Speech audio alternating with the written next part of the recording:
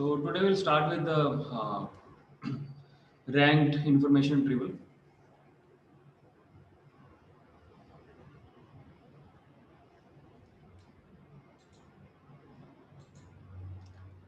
So this would be the outline of this today's lecture.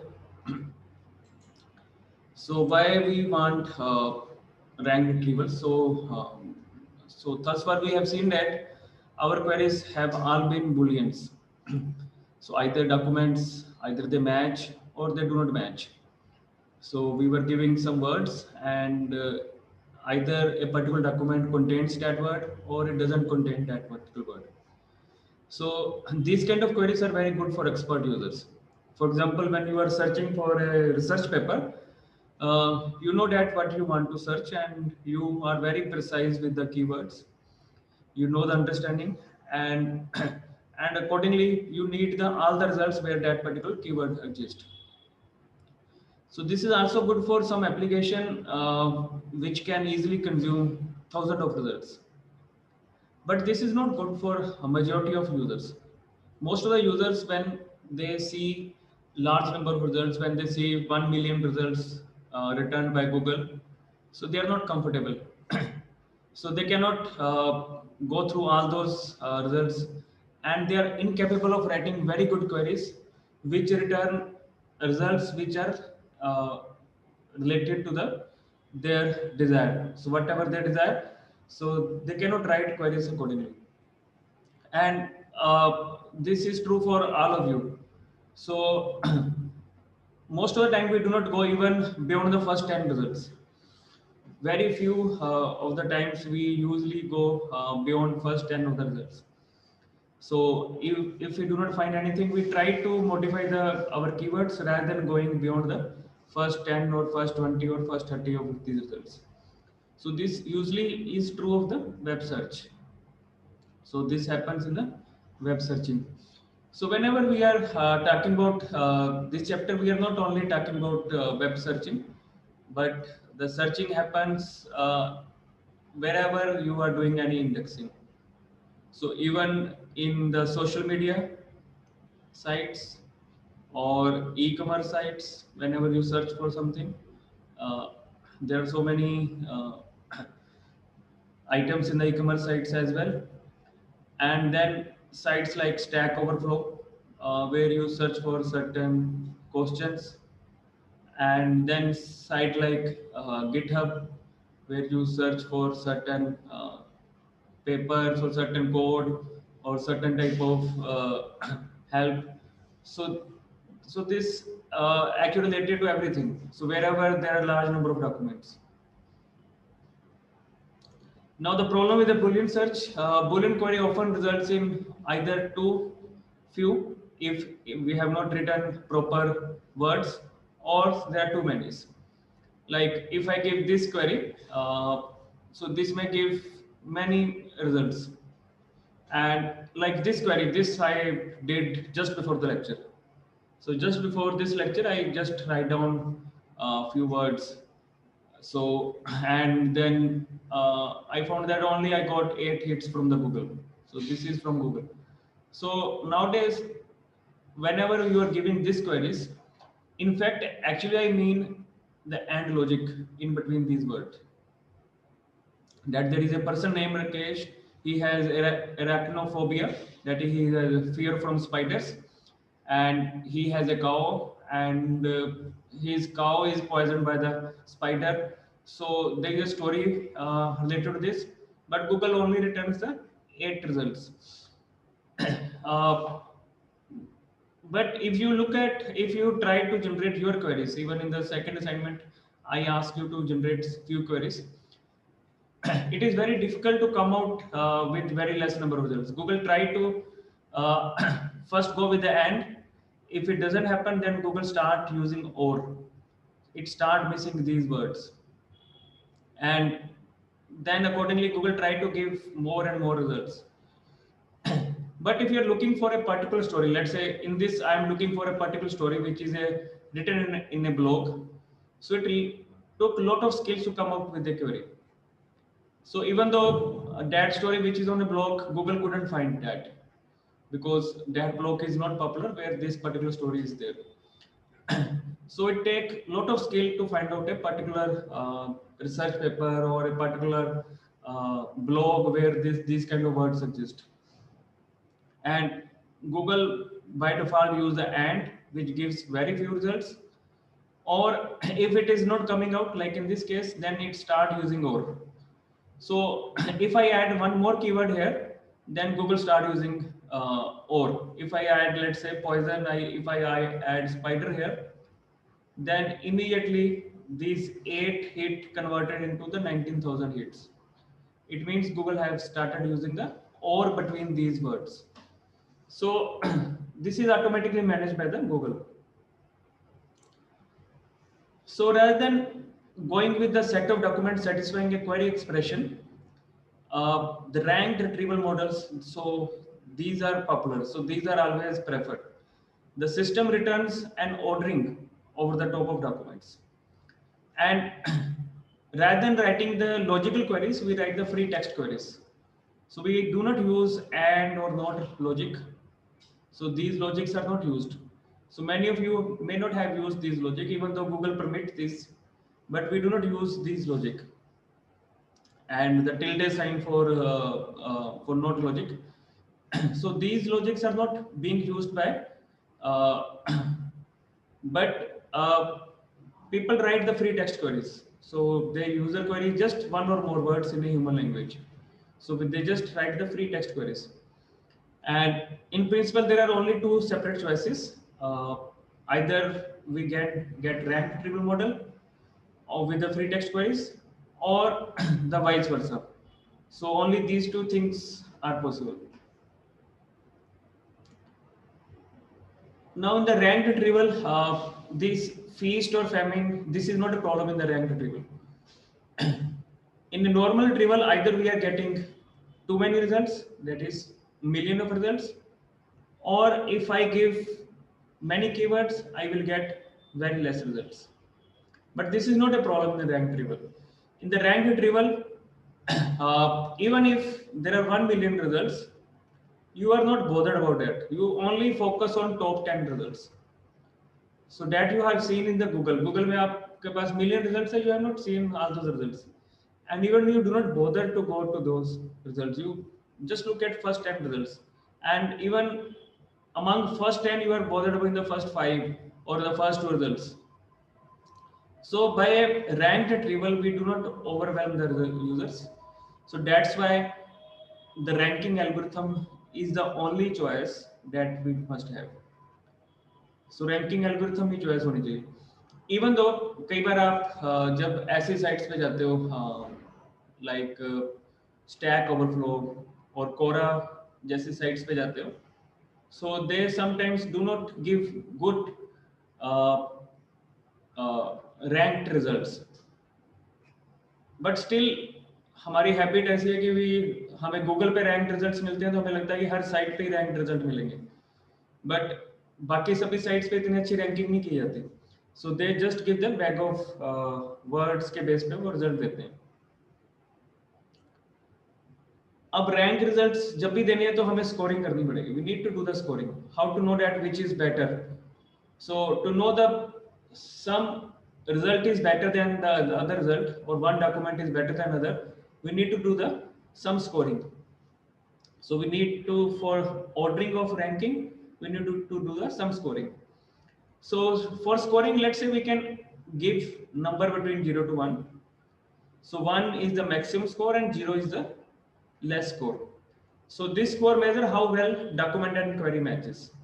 If it is 1, it means it matches perfectly well. If it is 0, it means it doesn't matches well. So now we need to way to assign score to the this query document pair. So हमें कोई एक तरीका चाहिए जिससे हम score assign कर सकें. So in fact इस पूरे जो यूनिट का मेन या अगले 2 यूनिट्स का मेन ये तरीका है कि ये क्राइटेरिया होना क्या चाहिए, कैसे स्कोर हमें असाइन करनी है. टू अंडरस्टैंड दिस हम एक एक करके क्राइटेरिया को एक्सप्लोर करेंगे and we will try to understand what could be the best criteria. So let's start with one term query. So let से आपने एक ही टर्म की क्वेरी दी है और हमें देखना है कि कौन सा डॉक्यूमेंट बेटर है कौन सा नहीं है। Obviously if the query term doesn't occur, अगर तो डॉक्यूमेंट में नहीं है तो स्कोर उसकी 0 होनी चाहिए। अब डॉक्यूमेंट में अगर है, जितनी ज्यादा बार डॉक्यूमेंट में है, जितना फ्रीक्वेंट है डॉक्यूमेंट में, the higher the score should be. अब इस चीज को हमें क्वांटिफाई करना है। ये फर्स्ट लाइन तो ये तो क्लियर है कि अगर डॉक्यूमेंट में क्वेरी है ही नहीं है तब तो 0 स्कोर है ही है, तब तो ऑब्वियसली वो डॉक्यूमेंट और क्वेरी टर्म मैच नहीं कर रहे। अब हमें ये देखना है कि more frequent the query term higher the score. अब इस चीज को हमें मैच करना और इसी के मैं अल्टरनेटिव देखने हैं। सो लेट्स से अब हम एक एक करके सॉल्यूशन देखेंगे। Let's say first solution that we are taking is the Jaccard's coefficient. ये हमने प्रीवियस लेक्चर में भी देखा था Jaccard coefficient. So Jaccard coefficient आप वैसे भी एक मेट्रिक है, this is used in many other domain as well. या याद जैसे यूक्लिडियन डिस्टेंस है वैसे Jaccard coefficient is common metric. So a और बी का जकार्ड कोएफिशिएंट निकालना है तो हम इनकी इंटरसेक्शन करेंगे जो न्यूमरेटर में होगा और यूनियन हमारी डिनोमिनेटर में होगी। अगर तो ए और ए दोनों मैच कर रहे हैं ऑब्वियसली इंटरसेक्शन 1 हो जाएगी और यूनियन भी सेम होगा because they are both are matching. So 1/1 is 1। और इफ मैच नहीं कर रहे, अगर उनमें से कुछ भी मैच नहीं कर रहा तो इंटरसेक्शन 0 हो जाएगी। तो Jaccard A B is 0 only and nothing is matches। तो यानी कि जकार्ड हमारा एक क्राइटेरिया हो सकता है, यानी कि जिस डॉक्यूमेंट में टर्म है नहीं उसका जकार्ड वैल्यू तो 0 आएगी, और जिसमें जितनी ज्यादा टर्म्स होंगे, इंटरसेक्शन जितनी बार आ रहा है, भी इंटरसेक्शन अगर है टर्म उस डॉक्यूमेंट में तो उसकी वैल्यू हायर आएगी। सो इसमें A and B need not to have to be same size and it always assign number between 0 and 1। so इस एंगल से लग रहा है कि शायद जकार्ड कोएफिशिएंट को हम स्कोरिंग के लिए यूज कर सकते हैं। This can be used for the scoring और रैंकिंग पर्पस। ये क्लियर है सबको?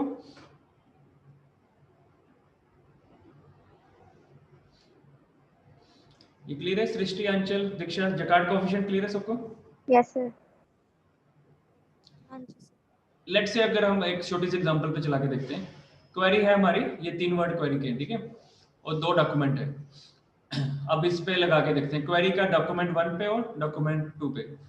सो अब पहले डॉक्यूमेंट में इंटरसेक्शन क्या है, कितने वर्ड मैच कर रहे हैं। सो आइट्स नहीं मैच कर रहा है, ऑफ नहीं मैच कर रहा है, मार्च मैच कर रहा है, तो एक वर्ड मैच कर रहा है। और यूनियन में कितने वर्ड आएंगे, 1 2 3 4 5 6। यूनियन में मार्च 2 बार नहीं आएगा, तो 1/6 इसका जकार्ड कोएफिशिएंट की वैल्यू है। इस केस में क्या हो रहा है, इस केस में भी मार्च ही मैच कर रहा है, सो 1/5 वैल्यू आ जाएगी। सो अगर हम जकार्ड कोएफिशिएंट इस तरह से लगाएंगे तो डॉक्यूमेंट 1 अगर में ये 4 वर्ड है तो इसका जकार्ड कोएफिशिएंट 1/6 विच में भी 0.166 और ये 0.2 हो जाएगा, तो इसकी स्कोर बेटर आ जाएगी। इस तरह से हम स्कोरिंग कर सकते हैं।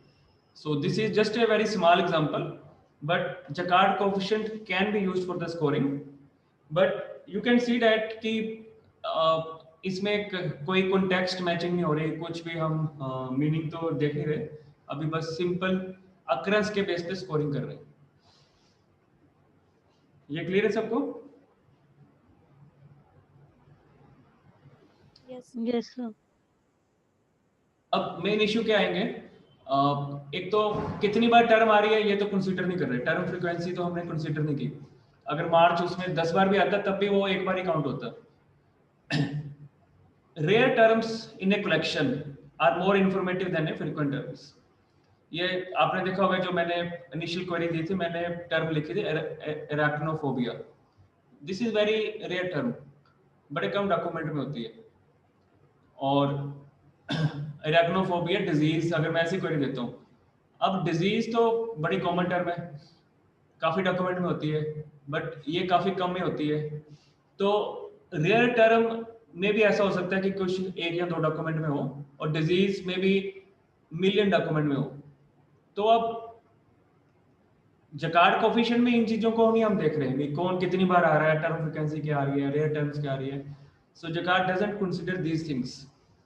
सो इट मींस कि Jaccard is not a very good way of scoring.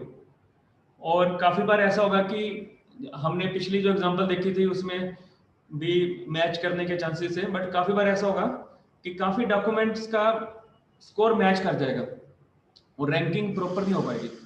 So that's why Jaccard coefficient is not a good way of ranking. We need a more sophisticated way. So अब later on देखेंगे, अभी तो हमने Jaccard coefficient में मैंने जो formula आपको बताया था A intersection B divided by A union B, but काफी लोगों ने ये फार्मूला भी यूज किया हुआ है जिसमें नीचे का स्क्वायर रूट ले लेते हैं, किसी ने क्यूब रूट भी लिया हुआ है लेंथ नॉर्मलाइजेशन करने के लिए। सो ये हम लेटर देखेंगे भी कैसे इसको और मॉडिफाई करना है। So now we move on to the another thing which is term frequency की तरफ हम मूव करेंगे। So if you recall the lecture 1 में हमने ऐसा एक इंडेक्स बनाया था कि एंटनी किस डॉक्यूमेंट में आ रहा है और कितनी बार आ रहा है। हमने तब बनाया था कि आ रहा है या नहीं आ रहा है, सिर्फ ये एक बाइनरी था, अगर आ रहा है तो 1 है, नहीं आ रहा है तो 0 है। बट अगर इसी को हम बाइनरी से इसकी फ्रीक्वेंसी लिख दें कि एंटनी कितनी बार आ रहा है, लेट्स से इसमें 53 बार आ रहा है, इसमें 20 बार आ रहा है, इसमें 10 बार आ रहा है। सो ऑब्वियसली अगर मैं एंटनी कीवर्ड देता हूं तो इसकी रैंकिंग हायर आनी चाहिए क्योंकि इसमें ज्यादा बार आ रहा है as compared to Julius Caesar जिसमें सिर्फ 20 बार आ रहा है, और एज कम्पेयर टू मैकबेथ जिसमें सिर्फ 10 बार आ रहा है। तो अगर हम एंटनी कीवर्ड देते हैं, ऑब्वियसली अगर मैंने फ्रीक्वेंसी नोट की हुई है जो हमने इंडेक्स में देखा था कि हम फ्रीक्वेंसी नोट करते हैं, तो एंटनी एंड क्लियोपैट्रा की ही रैंकिंग ज्यादा होनी चाहिए। सिमिलरली लेट्स से ब्रूटस, इसमें 200 टाइम आ रहा है, इसमें 17 बार आ रहा है। सो ब्रूटस में जूलियस एंड सीजर में की रैंकिंग ज्यादा आनी चाहिए।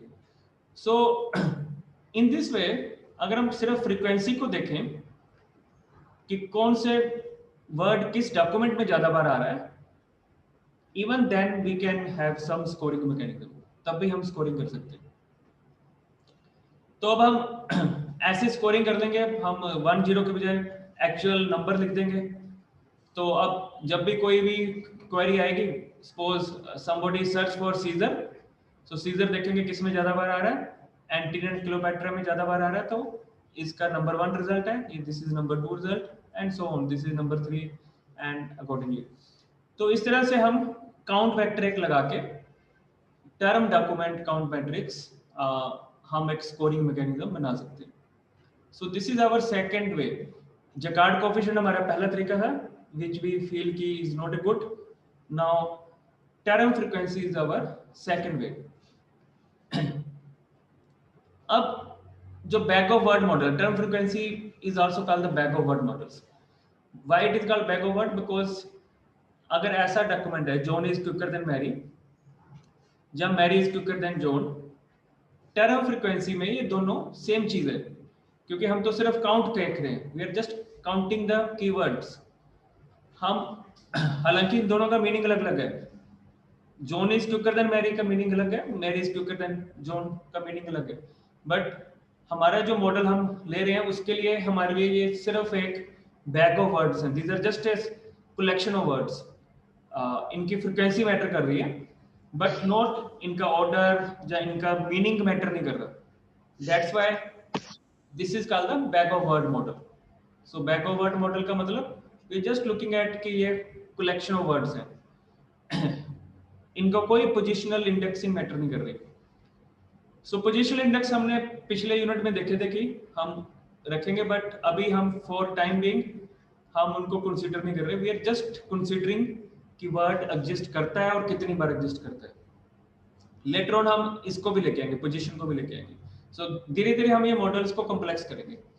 फॉर टाइम बीइंग अभी हम हमारे जो सेकंड सॉल्यूशन है, हम बैक ऑफ वर्ड, अभी हम सिर्फ उनकी काउंटिंग कर रहे हैं, नॉट द पोजीशन। सो इस काउंटिंग वाले मॉडल के जो सबसे पॉपुलर टर्म है, जो आप जगह जगह पे आप हर एपीआई में देखोगे, that is called the term frequency. So term frequency is a popular word जो आप हर जगह पे you will see that it is being used.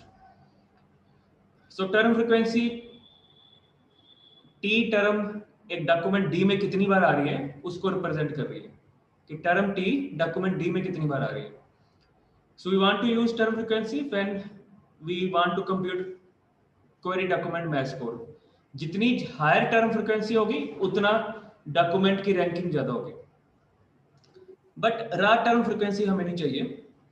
Suppose एक डॉक्यूमेंट है जिसमें 10 अकरेंस हो रही है टर्म की, एंड एक में सिर्फ 1 अकरेंस हो रही है. सो it is not 10 time more relevant. ठीक है, जैसे मैं एग्जांपल ले रहा हूँ कि एक डॉक्यूमेंट D1 में एक टर्म 10 बार आ रही है, D2 में वो एक बार आ रही है. सो इसका ये मतलब नहीं कि D1 10 गुना ज्यादा रेलिवेंट है. लेट्स से D3 में 100 बार आ रही है. सो इट डजंट मीन कि D3 D2 से 100 टाइम ज्यादा रेलिवेंट हो जाएगा. तो सिर्फ टर्म फ्रीक्वेंसी को एज ए काउंट को यूज नहीं करना, हमने इसको सप्रेस करना है. इसका जो स्केल है, जो ये स्केल है, इसको सप्रेस करना है. सो जब भी हमें स्केल को सप्रेस करना होता है तो व्हाट डू वी डू? जब भी हम स्केल को सप्रेस करते हैं तो क्या करना चाहिए हमें?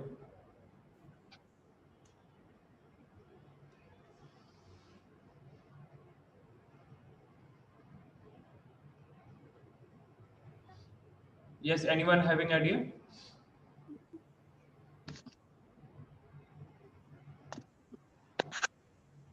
कोई आइडिया हो? जैसे सपोज आपके मार्क्स हैं, सपोज, ठीक है, सपोज सबके मार्क्स 1000 में से दिए हैं हमने. अब मैंने स्केल्स प्रेस करना, मुझे 1000 में से नहीं चाहिए. तो स्केल्स प्रेस करना तो क्या करना चाहिए मुझे?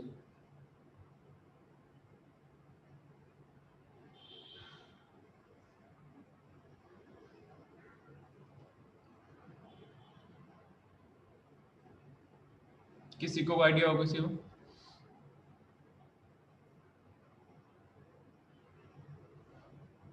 सपोज मुझे 100 में से चाहिए, तो I can divide everything with the 10.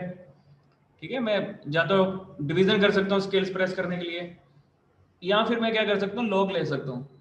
So logarithm is also used to express the scale. So log लेने से भी स्केल एक्सप्रेस हो जाएगा. सो यूजुअली हम टर्म फ्रीक्वेंसी में लॉग लेके चलते हैं. सो जो भी टर्म फ्रीक्वेंसी आएगी, सो ये रिप्रेजेंट कर रहा है कि टर्म फ्रीक्वेंसी टी की डॉक्यूमेंट डी में कितनी बार आती है, और हम उसका लॉग ले लेंगे. लॉग का बेस क्या होगा? जितना ज्यादा एक्सप्रेस करना चाहते हो उतना बड़ा बेस. 10 रखेंगे तो ज्यादा एक्सप्रेस हो जाएगा. सो अगर 2 रखेंगे तो कम एक्सप्रेस होगा. So it is up to us कि बेस क्या होना चाहिए. So this is up to us. जब भी हम लॉग लेते हैं, we should always add 1 here. Why should we do that?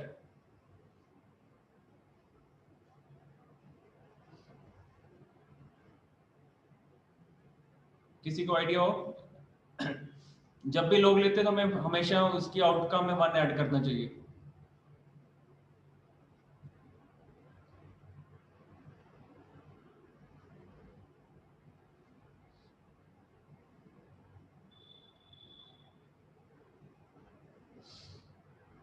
कोई आइडिया किसी को? सृष्टि, अंचल, दीक्षा, किसी को आइडिया हो? श्रुति? No sir. आप बेसिक्स आप लोगों के बड़े वीक हैं. सो लॉग 0 क्या होता है? 0 का लॉग क्या होता है? 0 ही होता है सर. 0 का लॉग अनडिफाइंड होता है. ठीक है, हाँ जी, अनडिफाइंड. तो नॉर्मली क्या होता है कि टर्म फ्रीक्वेंसी टर्म डॉक्यूमेंट में अगर नहीं एग्जिस्ट करती तो ये अनडिफाइंड हो जाएगा. तो इसको हम नॉर्मली सिंपल फार्मूले से नहीं करेंगे. जब भी हम टर्म फ्रीक्वेंसी लगाएंगे तो यानी कि हमें एक प्रोग्राम लिखना पड़ेगा कि अगर तो 0 आ जाता है, इफ टर्म फ्रीक्वेंसी 0 तो उसको 1 काउंट करना है. दैट्स व्हाई ये इफ लगाने की जरूरत है कि ये सिर्फ ग्रेटर देन 0 तभी डिफाइन होगा. अगर वो 0 है तब ये डिफाइन नहीं हो पाएगी. अदरवाइज अगर वो ग्रेटर देन 0 नहीं है तब हम 0 मान के चलेंगे. तो 0 यानी कि वो डॉक्यूमेंट में नहीं आ रहा है. अदरवाइज वो डॉक्यूमेंट में एक बार तो आ ही रही है, 1 प्लस समथिंग हम ऐड करके चलेंगे, क्योंकि ये अनडिफाइंड या उसको हो सकता है।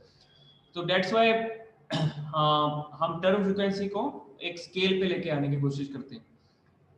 सो score for a document query pair sum over terms T, यानी कि अब एक टर्म, एक क्वेरी में कितनी टर्म हो सकती है? सपोज है आपकी क्वेरी में 2 टर्म्स हैं, term 1 and term 2।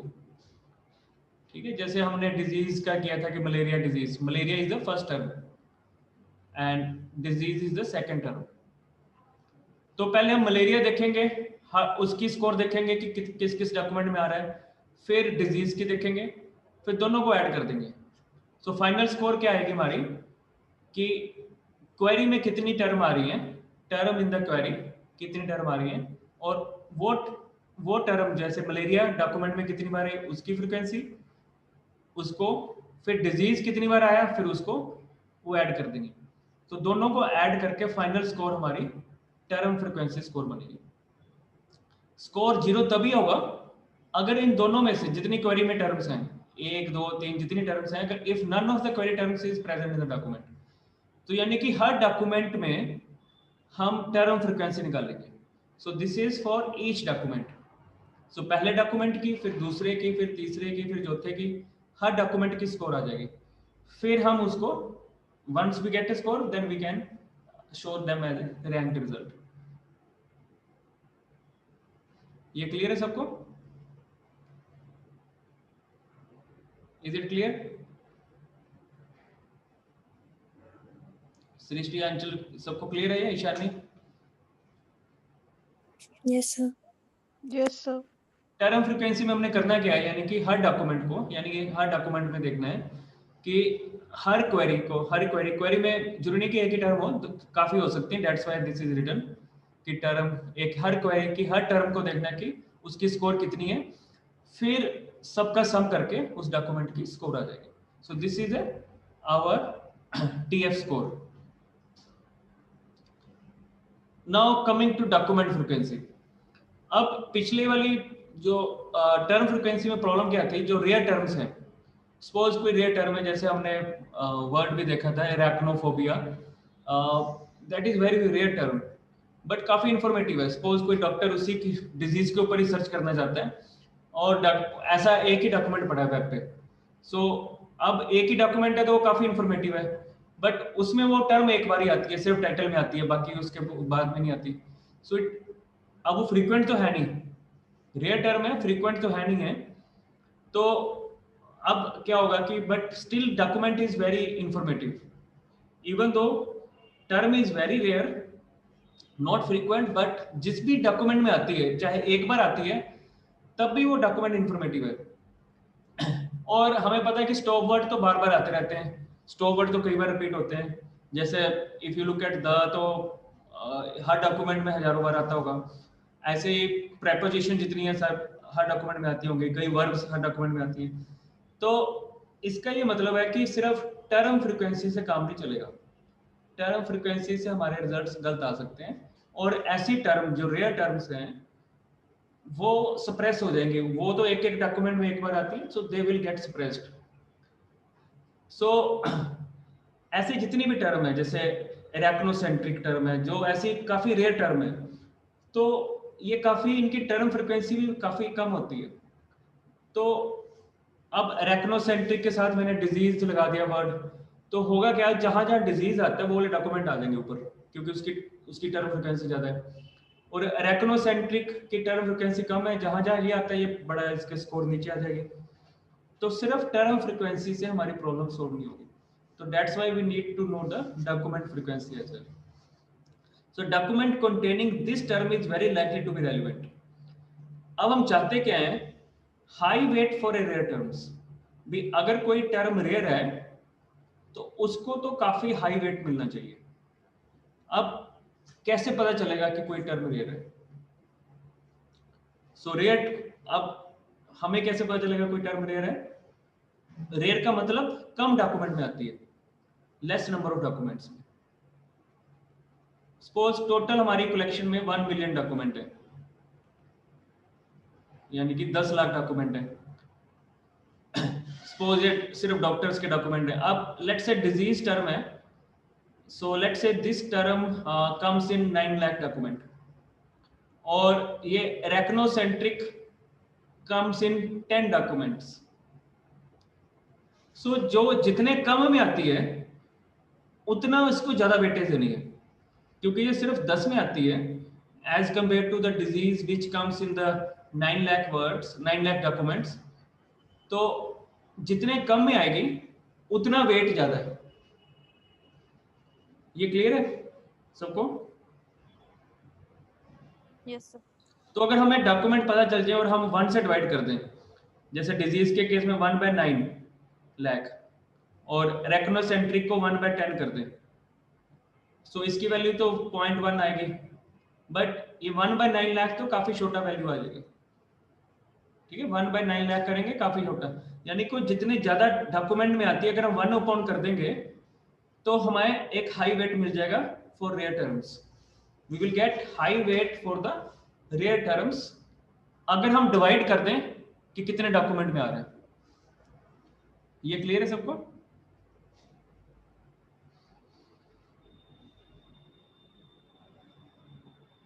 Is it clear? Suppose कोई टर्म एक डॉक्यूमेंट में आ रही है तो 1/1 उसका वेट सबसे ज्यादा हो जाएगा। जो 10 में आ रही है 1/10 उसका वेट 0.1 हो जाएगा। जो 100 में आ रही है 1/100 उसका वेट 0.01। यानी कि जो जितने ज्यादा डॉक्यूमेंट में आ रही है उसका वेट कम होता जाएगा अगर हम डॉक्यूमेंट फ्रीक्वेंसी को इन्वर्स कर दें। अगर हम डॉक्यूमेंट फ्रीक्वेंसी को इन्वर्स कर दें तो हमें हायर वेट मिल जाएगा। सो फ्रीक्वेंट टर्म्स जितनी भी हैं are less informative as compared to real terms, ये हम बिलीव करके चल रहे हैं। So consider a correct term that is frequent in the collection, जैसे हाई, इंक्रीज, ये काफी फ्रीक्वेंट टर्म्स है। तो अब हमें करना क्या है, लोअर वेट देना है। सो हमें फ्रीक्वेंट टर्म्स को लोअर वेट देना है, रेयर टर्म्स को हमें हायर टर्म देना है। So that's why term frequency के बजाय हमें डॉक्यूमेंट फ्रीक्वेंसी को कैप्चर करेंगे, एंड डॉक्यूमेंट फ्रीक्वेंसी को भी हम क्या कर देंगे, इनवर्स कर देंगे।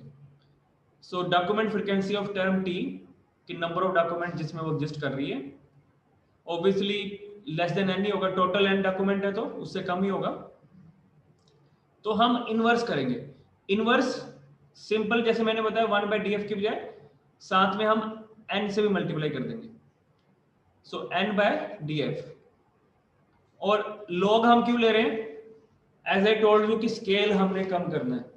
स्केल ऐसा नहीं है कि जैसे मैंने बताया कि कोई टर्म एक डॉक्यूमेंट में आ रही है, कोई 10 में आ रही है, कोई 100 में आ रही है, कोई 1000 में आ रही है, तो ये स्केल उस हिसाब से कम करना है। और टोटल 1 मिलियन डॉक्यूमेंट है, 1 मिलियन बाय 1, ये 1 मिलियन बाय 10, ये 1 मिलियन बाय 100, और ये 1 मिलियन बाय 1000।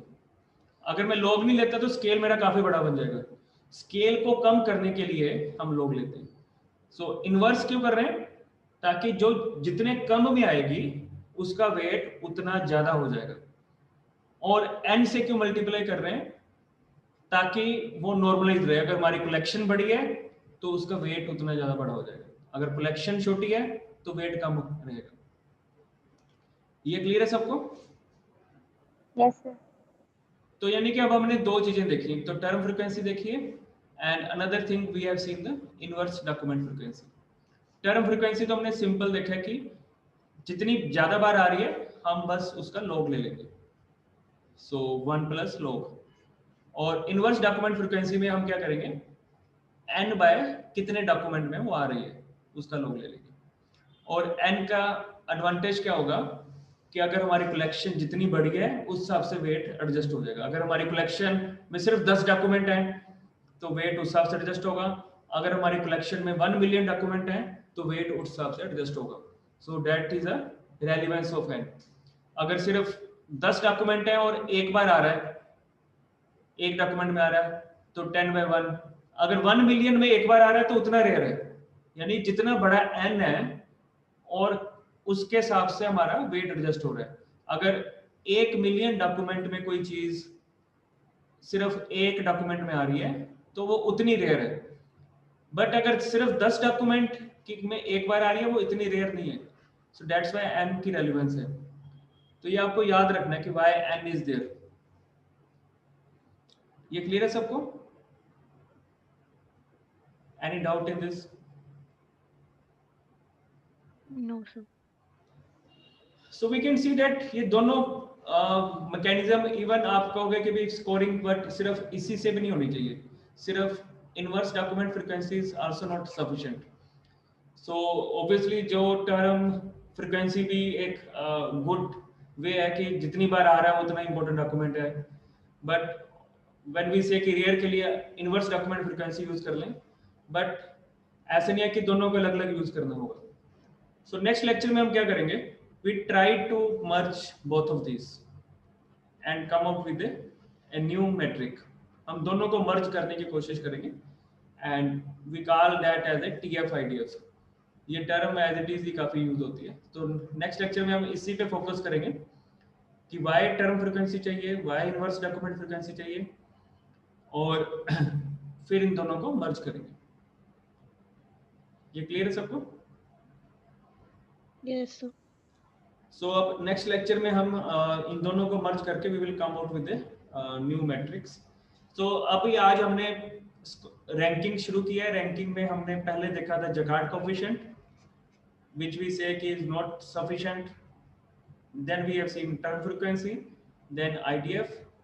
अब कल के लेक्चर में हम इन दोनों को मर्ज करेंगे and in this way will keep on moving on so that till we reach कि गूगल कैसे रैंक करता है। सो गूगल के रैंकिंग एल्गोरिथम तक हम विल ट्राई टू रीच।